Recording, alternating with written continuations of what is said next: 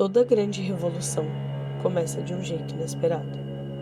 Às vezes, ela não nasce dentro de um grande estúdio, nem com efeitos especiais milionários, nem com atores famosos.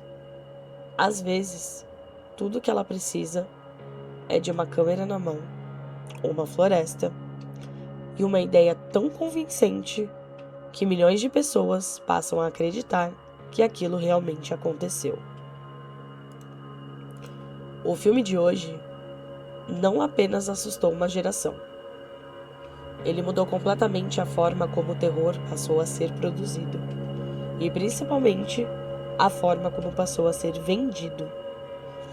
Mais de 25 anos depois, ele continua sendo estudado, continua sendo discutido e continua dividindo opiniões.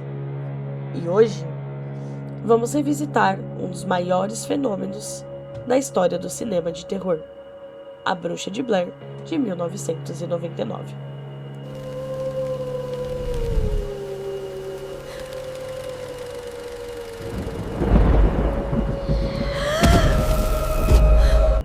Seja muito bem-vindo a mais uma edição de A Última Sessão, o quadro do Ecos da Meia-Noite, onde revisitamos filmes, séries e curtas de terror, para descobrir que algumas histórias continuam sendo lembradas durante tantos anos.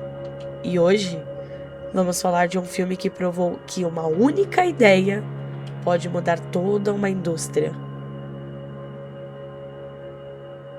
Quando A Bruxa de Blair chegou nos cinemas em 1999, ninguém imaginava que estava prestes a assistir a um dos acontecimentos mais importantes da história do terror moderno. Dirigido por Daniel Myrick e Eduardo Sanches, o longa nasceu como um projeto independente, sem grandes estrelas, sem um estúdio gigantesco por trás e com um orçamento extremamente limitado. Mas justamente aquilo que parecia uma desvantagem acabou se tornando a sua maior força. O filme acompanha 3 estudantes de cinema que viajam até a pequena cidade de Burkittsville, em Maryland, para produzir um documentário sobre uma antiga lenda local. Eles entram na floresta de Black Hills, carregando câmeras, equipamentos de gravação e a expectativa de registrar apenas uma pesquisa universitária. E dias depois, eles desaparecem. Um ano mais tarde, as fitas gravadas por eles são encontradas. E é exatamente esse material que, supostamente, estamos assistindo. Essa premissa, ela parece simples hoje, mas em 1999, ela era revolucionária. O espectador não tinha a sensação de assistir a um filme. Ele tinha a sensação de assistir ao registro de algo que realmente aconteceu. Talvez seja justamente aí que esteja o maior mérito de A Bruxa de Blair, de 99. Ele não tenta convencer você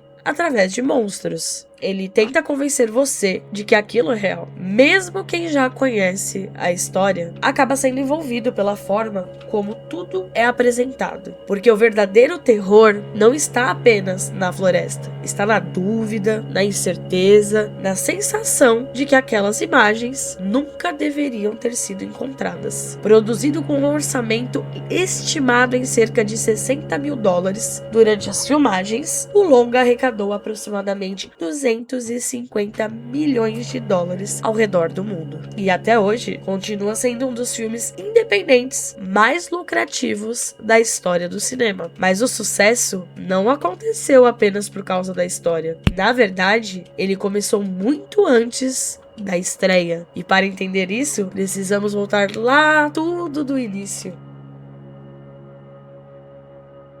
Muito antes de existir um roteiro completo, Daniel Myrick e Eduardo Sanches tinham apenas uma pergunta na cabeça. E se conseguíssemos fazer um filme que parecesse um documentário verdadeiro? Naquela época, o gênero found footage praticamente não existia para o grande público. Eles queriam criar uma experiência diferente. Não um terror tradicional, mas algo que parecesse uma investigação interrompida por acontecimentos inexplicáveis. A ideia nasceu durante os anos em que ambos estudavam cinema. Eles compartilhavam a mesma paixão por documentários, programas sobre fenômenos paranormais e histórias de desaparecimentos misteriosos. Ao juntar esses elementos, nasceu o conceito de A Bruxa de Blair. Em vez de escrever cada diálogo detalhadamente, os diretores optaram por algo muito mais arriscado. Criaram apenas uma estrutura geral da história. Os atores receberiam objetivos, não falas decoradas.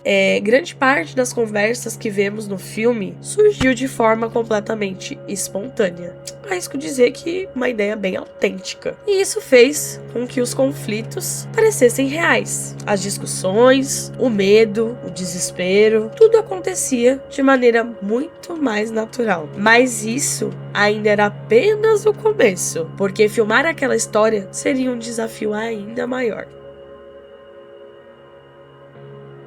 Hoje, estamos acostumados com campanhas publicitárias gigantescas, mas em 1999, o marketing de A Bruxa de Blair fez algo que praticamente ninguém havia tentado antes. Eu acho que é muito ousado e, na minha opinião, foi muito perfeito. Em vez de vender um filme, eles decidiram vender uma dúvida. Antes mesmo da estreia, foi criado um site na internet contando toda a história de A Bruxa de Blair como se fosse um caso real. O site apresentava fotografias, documentos, mapas, entrevistas fictícias e relatos sobre o desaparecimento dos 3 estudantes. Tudo era construído para parecer uma investigação verdadeira. Além disso, cartazes de pessoas desaparecidas foram espalhados em diversos locais. Os atores praticamente desapareceram das aparições públicas durante o lançamento do filme. E muitos espectadores acreditaram que aquelas pessoas realmente haviam morrido. É importante lembrar que estamos falando de 1999. A internet ainda estava começando para muita gente. As redes sociais, elas não existiam.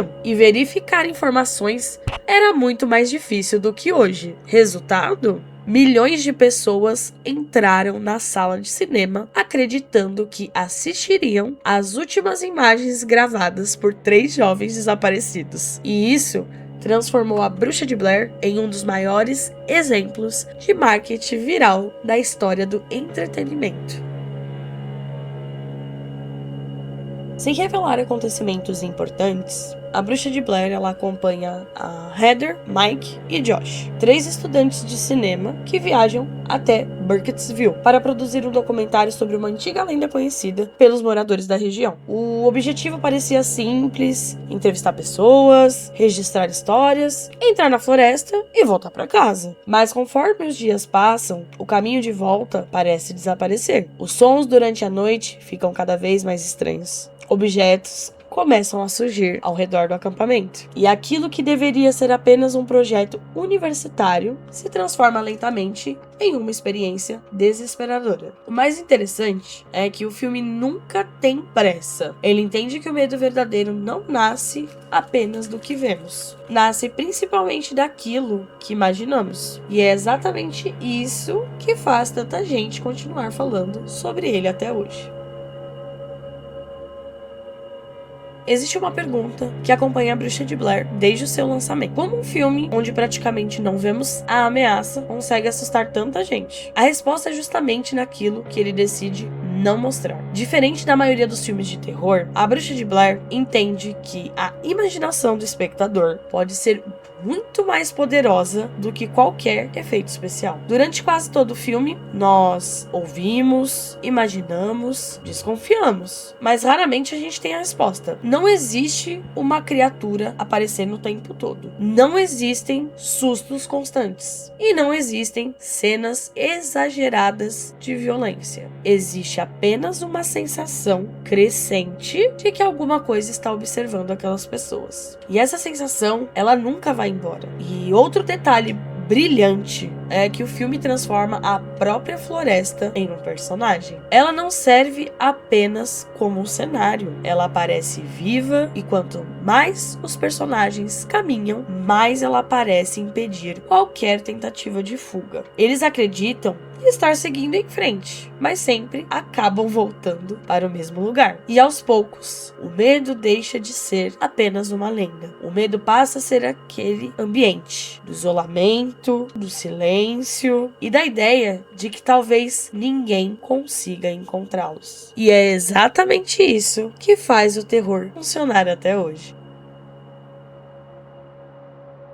Grande parte dessa imersão acontece graças à fotografia. Diferente dos filmes tradicionais, aqui a câmera ela não tenta ser bonita, ela tenta ser verdadeira e os enquadramentos são imperfeitos. Então, muitas vezes, vemos apenas pedaços dos personagens. A câmera ela treme, sai do foco, cai no chão e tudo isso foi uma escolha, porque o objetivo nunca foi criar imagens perfeitas. O objetivo era convencer o espectador de que aquelas fitas realmente haviam sido encontradas. Outro detalhe muito interessante é o uso de duas câmeras diferentes. A Heather, ela gravava em uma câmera 16mm, em preto e branco, buscando um documentário mais profissional, enquanto Josh registrava tudo em uma câmera Hi8 colorida, muito mais próxima de uma filmagem caseira. Essa combinação, ela cria uma identidade visual única. Parece que estamos assistindo ao trabalho real de estudantes de cinema. O design de som também merece destaque.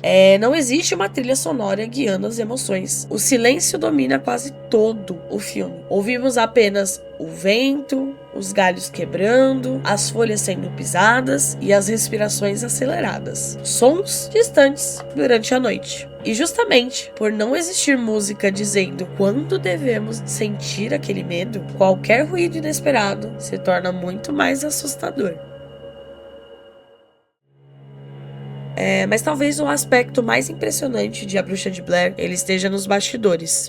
Os três protagonistas realmente passaram vários dias vivendo dentro da floresta. E todos os dias, os diretores, eles escondiam caixas com comidas e instruções em pontos específicos do percurso. Só que existia um detalhe. A quantidade de comida, ela diminuía pouco a pouco. E o objetivo era provocar um desgaste físico verdadeiro. Além disso, os atores não sabiam exatamente o que aconteceria a seguir. Eles recebiam apenas pequenas orientações através dos bilhetes encontrados durante a caminhada. E grande parte das reações vistas no filme, né? Ele nasceu da surpresa. Durante a madrugada, membros da equipe caminhavam pela floresta produzindo sons estranhos. Quebravam galhos, sacudiam árvores, gravavam ruídos ao redor das barracas e muitas vezes os próprios atores não sabiam que aqueles sons faziam parte das filmagens ou não. E isso aumentava o nervosismo de forma natural. O resultado é um filme onde o medo ele parece realmente extremamente verdadeiro, porque em muitos momentos ele realmente era. E uma das maiores dúvidas de quem assiste ao filme é: afinal, a Bruxa de Blair, ela realmente existe? A resposta é não. Pelo menos, não da forma em que ela é apresentada no filme. Além dela foi criada pelos próprios diretores. Eles misturam elementos do folclore americano, histórias de bruxas, desaparecimentos em florestas e antigas lendas urbanas para construir um passado completamente fictício. Segundo essa história, uma mulher chamada Ellie Kedward teria sido acusada de bruxaria no século XVIII e abandonada para morrer durante um rigoroso inverno. E anos depois, acontecimentos estranhos começaram a ser atribuídos ao seu espírito. Desaparecimentos, assassinatos, crianças, tudo isso fazia parte da narrativa criada para o filme. E o mais interessante é que milhares de pessoas acreditaram que essa lenda realmente fazia parte da história de Maryland. E isso mostra o cuidado absurdo que a produção teve ao construir todo aquele universo. E agora, algumas curiosidades que tornam esse filme ainda mais fascinante. A famosa cena em que Heather aparece chorando de frente para a câmera foi improvisada. Ela mesma decidiu gravar aquele depoimento e acabou criando uma das imagens mais marcantes da história do terror. Outra curiosidade interessante é que os atores utilizaram seus próprios nomes no filme: Heather Donahue, Joshua Leonard e Michael Williams. Essa decisão ajudou ainda mais a convencer o público público de que tudo era real. Existe também um detalhe curioso envolvendo o lançamento. Como muitas pessoas acreditavam que os protagonistas estavam realmente desaparecidos, alguns sites chegaram a manter os nomes dos atores como falecidos ou desaparecidos durante o período de divulgação. E talvez a curiosidade mais impressionante seja esta: a Bruxa de Blair não mostrou que era preciso um orçamento gigantesco para criar um clássico. Mostrou que uma ideia inteligente, executada com criatividade, podia assustar um mundo inteiro. Quando A Bruxa de Blair estreou nos cinemas em 1999, ninguém imaginava que aquele pequeno filme independente mudaria completamente o rumo do terror moderno. Mas foi exatamente isso que aconteceu. Embora não tenha sido o primeiro longa a utilizar a linguagem do found footage, foi ele quem apresentou esse formato para milhões de pessoas ao redor do mundo. E depois do seu sucesso, Hollywood percebeu que o medo não precisava nascer apenas de grandes efeitos especiais. Bastava uma boa história, personagens convincentes e uma câmera capaz de fazer o público esquecer que estava assistindo um filme. Nos anos seguintes, surgiram produções como REC, na Espanha, Cloverfield, nos Estados Unidos, e Grave Encounters, no Canadá, e principalmente Atividade Paranormal. E todos esses filmes carregam um pouco do DNA deixado por A Bruxa de Blair. Mas talvez o maior legado não esteja apenas na linguagem, está na coragem de provar que criatividade pode superar dinheiro, que um orçamento pequeno não limita uma boa ideia, e que um filme independente pode competir com grandes produções quando entende exatamente a experiência que desejava provocar. Hoje, mais de 25 anos depois, ainda discutimos A Bruxa de Blair, não apenas porque ele assustou uma geração, mas porque ele mudou a maneira como o terror passou a ser contado. Agora eu quero deixar de lado os bastidores, as curiosidades e falar apenas como uma fã. Eu sempre tive um carinho muito grande pelo found footage, porque esse é um dos poucos estilos de terror em que consegue me fazer esquecer que estou ali assistindo a um filme. Quando ele funciona, parece que estamos invadindo algo que nunca deveria ter sido visto. E poucas obras conseguem fazer isso tão bem quanto A Bruxa de Blair. E muita gente, elas criticam o filme por ele mostrar pouco, o que eu acho genial quando se tem pouco orçamento, por ser lento, ou até mesmo criticam por terminar de uma forma aberta. Mas sinceramente, eu acho que é justamente isso que o torna tão especial. O medo não está naquilo que aparece, está naquilo que fica preso na nossa imaginação. E existe outro aspecto que sempre me impressionou: o marketing. Hoje estamos acostumados com campanhas milionárias, influenciadores, trailers lançados o tempo inteiro. Mas em 1999, a equipe de A Bruxa de Blair conseguiu transformar um filme independente em um fenômeno mundial, e simplesmente fazendo as pessoas duvidarem da própria realidade. Eles venderam uma pergunta e não uma resposta. E talvez tenha sido exatamente essa dúvida que fez tanta gente sair do cinema olhando para qualquer floresta de uma forma diferente. E na minha opinião, A Bruxa de Blair não é apenas um filme importante. Ela é uma aula de criatividade e autenticidade. Uma prova de que grandes ideias continuam sendo muito mais valiosas do que grandes orçamentos. E acho que talvez seja por isso que, mais de 2 décadas depois, ele continua sendo uma referência quando falamos de terror. Se você gosta de terror psicológico, de found footage, ou simplesmente quer conhecer um dos filmes mais influentes da história do gênero, A Bruxa de Blair com certeza merece entrar na sua lista. Talvez ela não assuste todo mundo da mesma maneira hoje. Afinal, o cinema mudou, o público mudou e o próprio terror evoluiu. Mas uma coisa continua exatamente igual: o impacto que esse filme teve na história do gênero, e isso ninguém pode tirar dele. Agora eu quero ouvir de você. Você assistiu A Bruxa de Blair na época em que foi lançado? Você acreditou que aquelas imagens poderiam ser reais? Ou conheceu o filme apenas anos depois? E uma última pergunta: você acha que ele continua funcionando para o público de hoje? Ou o seu maior mérito foi revolucionar o cinema do terror? Escreve aqui nos comentários, eu quero muito saber a sua opinião. Então, apague as luzes, coloque os fones de ouvido e tire as suas próprias conclusões. A última sessão, ela termina aqui, mas o medo continua quando a tela escurece.